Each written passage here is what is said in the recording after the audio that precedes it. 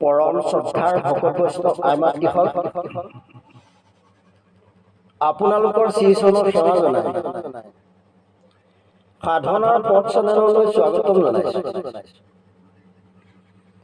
আজিৰ বিষয়ভাগ হ'ল ভগৱানে হাঁহি হাঁহি মন্দিৰৰ শৰাই গ্ৰহণ কৰে, কিন্তু বাপ সমস্ত আইমাতৃহত ভগৱান ৰসৰ সাগৰ। এই ৰসময় ঈশ্বৰক বিভিন্ন ৰসত ভক্তই আস্বাদন কৰে। ভক্তি ৰসত কেইবাটাও বিশিষ্ট ভাৱ আছে। তাৰ ভিতৰত 5টা ভাৱেই প্ৰধান। সেই ভাৱ 5টা হ'ল শান্ত, দাস্যল্য, শান্ত, দাস্য, বাৎসল্য, সখিত্ব, মধুৰ বা কান্তা। এই ভাৱসমূহৰ মাজেদি ৰসময় ঈশ্বৰক ভক্ত আস্বাদন কৰে। সকলো আনন্দৰ ভাৱ আৰু ৰসৰ সমাহাৰ হলে তাক ৰসময় ভক্তি বোলে। আকৌ কৈছো, সকলো আনন্দৰ ভাৱ আৰু ৰসময় সমাহাৰ হলে বা ৰসৰ সমাহাৰ হলে তাৰ ৰসময় ভক্তি বোলে। প্ৰত্যেক ভাৱৰ মাজেদি ভগৱানৰ সুকীয়া সুকীয়া ৰসত আস্বাদন বা ভক্তি নিবেদন কৰা হয়।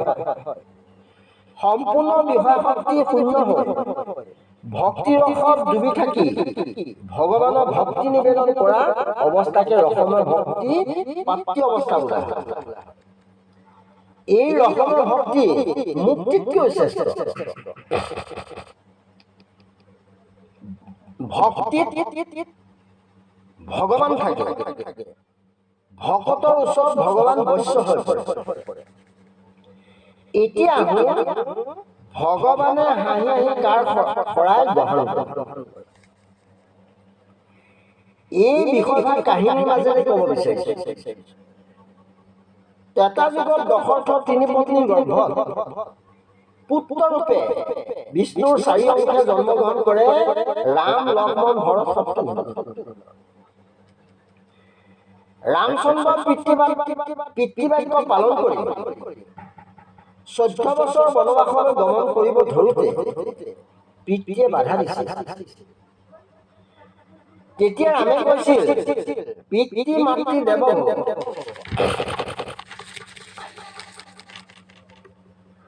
ৰামৰ বাবে পিতৃ মাতৃ ভগৱান স্বয়ং প্ৰভুৰ মুখত। হে পিতৃ দেৱতা, আপুনি মোক বাধা নিদিব। যদি মই বনলৈ নাযাওঁ তেতিয়াহ'লে পৃথিৱীৰ ধৰ্মৰ মন্ত্ৰীগছ চিৰকাললৈ নুমাই যাব। গতিকে ধৰ্মৰ মন্ত্ৰীগছ নুমাব নিদিব। এই বুলি কৈ পিতৃৰ শ্ৰীচৰণৰ সেৱা জনাই বনলৈ ৰাওনা হ'ল। লগত হ'ল ভাৰ্যা সীতা আৰু ভাতৃ লক্ষ্মণ। সীতাক ৰামে কৈছিল, তুমি অৰণ্যৰ মাজত বহুত কষ্ট পাবা, তুমি যাব নালাগে। তেতিয়া সীতাই উত্তৰ দিছিল, স্বামী য'ত থাকে মোৰ বাবে সেইখনেই স্বৰ্গ। লক্ষ্মণে ভাতৃত্ববোধৰ পৰিচয় দিছিল। অৰণ্যৰ মাজত যেতিয়া সীতাক ৰাৱণে হৰণ কৰিছিল, ৰাম লক্ষ্মণে সীতাক বিচাৰি ফুৰা সুগ্ৰীৱক লগ পাইছিল আৰু বন্ধুত্ব স্থাপন কৰিছিল। এদিন ৰাম আৰু সুগ্ৰীৱ সীতাক বিচাৰি ফুৰোতে অৰণ্যৰ মাজত এটি মন্দিৰ দেখা পালে। সেই মন্দিৰত বহু ভক্তই শৰাই আগবঢ়াই আশীৰ্বাদ গ্ৰহণ কৰিছিল। সেই মুহূৰ্তত ৰামচন্দ্ৰই নিজকে নিজে হাঁহি হাঁহি তথাস্তু বুলি কয় আৰু কিছু লোকৰ শৰাই দিলে চকু মুদি দিয়ে আৰু নীৰৱ হৈ তলমূল কৰে। সুগ্ৰীৱে জানে শ্ৰী ৰামচন্দ্ৰ স্বয়ং ভগৱান বুলি। তথাপিও ৰামচন্দ্ৰৰ কাণ্ড দেখি সুগ্ৰীৱে ক'বলৈ বাধ্য হ'ল, হে প্ৰভু, আপুনি সকলোকে হে প্ৰভু, আপুনি কিছু লোকে শৰাই দিলে হাঁহি হাঁহি তথাস্তু বুলি কোৱা, আৰু কিছু লোকৰ শৰাই দিলে চকু মুদি দিয়া। কিয়? আপুনি জগতৰ ঈশ্বৰ, সকলোকে সমদৃষ্টিৰে চাব লাগে, কিন্তু আপুনি হাঁহি হাঁহি তথাস্তু আৰু চকু মুদি তলমূৰ কৰাৰ মাজত কিবা ৰহস্য গোন্ধ পাইছে। বেয়া নাপায় যদি এই ৰহস্যৰ বিষয়ে ক'ব নেকি? সুগ্ৰীৱৰ প্ৰশ্নত প্ৰভু ভগৱন্ত ৰামচন্দ্ৰই ক'বলৈ বাধ্য। সুগ্ৰীৱ, কওঁ শুনা,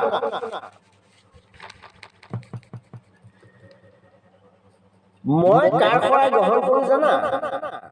যিসকল লোকে পিতৃ মাতৃক ভগৱান বুলি জ্ঞান কৰে, ককাই ভাই বাই ভনী ওচৰ চুবুৰীয়া ভকত বৈষ্ণৱ গলে শ্ৰদ্ধা ভক্তি কৰে, ঘৰখনৰ মন্দিৰ বুলি ভাবে,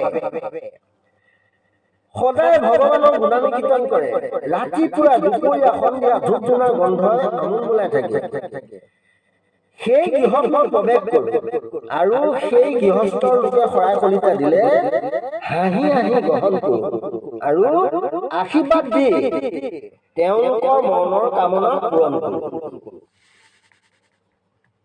সুগ্ৰীৱ, মই কাৰ শৰাই গ্ৰহণ নকৰোঁ জানা?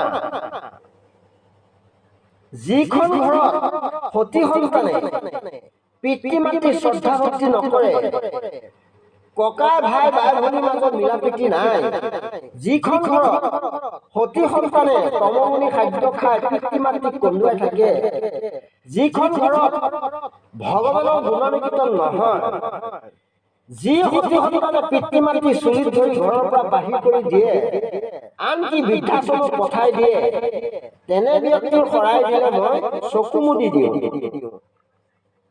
সুগ্ৰীৱ, এই আছিল তোমাৰ প্ৰশ্ন উত্তৰ, আৰু কিবা কবা নেকি? হে প্ৰভু, আপুনি স্বয়ং ভগৱান হৈ মোৰ দৰে ক্ষুদ্ৰ বানৰক সন্মান জনাই বন্ধুত্ব স্থাপন কৰিছে। জটায়ু পক্ষী মৃত্যু আপুনি পিতৃ বুলি ভাবি শ্ৰদ্ধা পিণ্ড দি সেৱা শুশ্ৰূষা কৰিছে। হে প্ৰভু, আপোনাৰ ওচৰত মই অজানিতে বহুত ভুল কৰিছোঁ, তাৰ বাবে ক্ষমা কৰিব। এই বুলি সুগ্ৰীৱে প্ৰভুৰ শ্ৰীচৰণত সেৱা জনাই এটি ঘোষা গাইছে। বলি ৰজাই সুতলপুৰত ভগৱানৰ দৰ্শন পাইছিল, তেতিয়া বলিয়াই এটি ঘোষা গাইছিল, বলি নিগদতি যদুপতি ৰাম ৰাম ৰাম। সুগ্ৰীৱেও এটি ঘোষা গাইছিল, সেই ঘোষাটি হল, শূদ্ৰ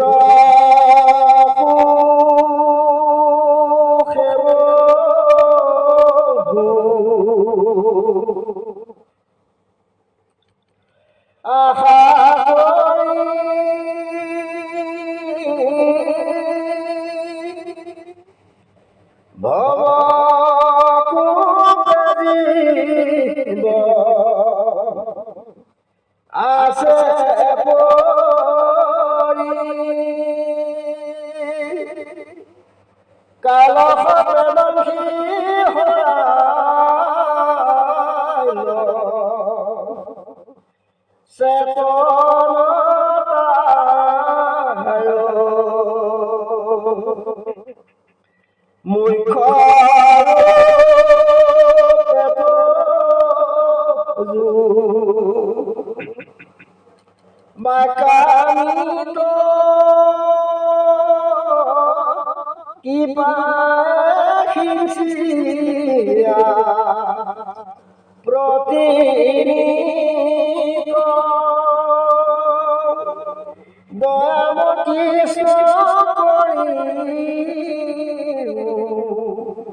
মুখ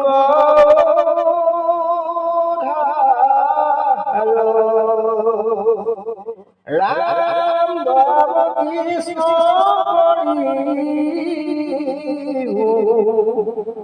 মোক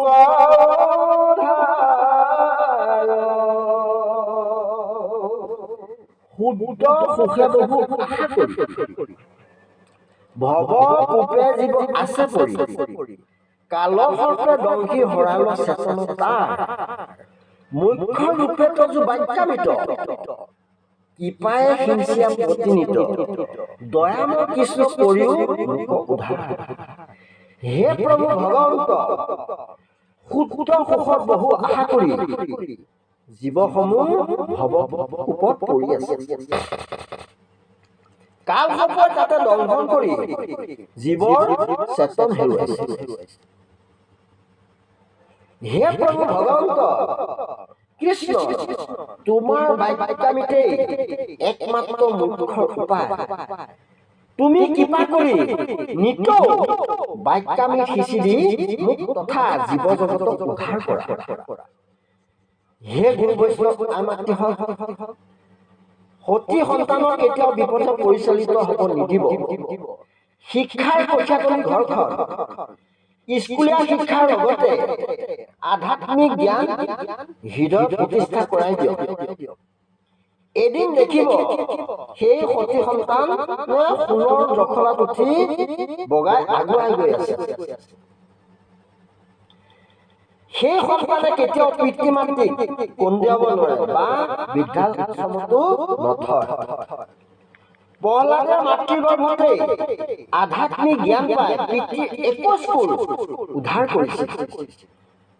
গতিকে প্ৰত্যেক মাতৃয়ে কায়ধূৰ দৰে হওক, প্ৰত্যেক পিতৃয়ে কপিল মুনি পিতৃ কদম মুনি ঋষিৰ দৰে হওক। আজি ইমানতেই সামৰণি মাৰিছো। ওম বিষ্ণু, ওম বিষ্ণু, ওম বিষ্ণু।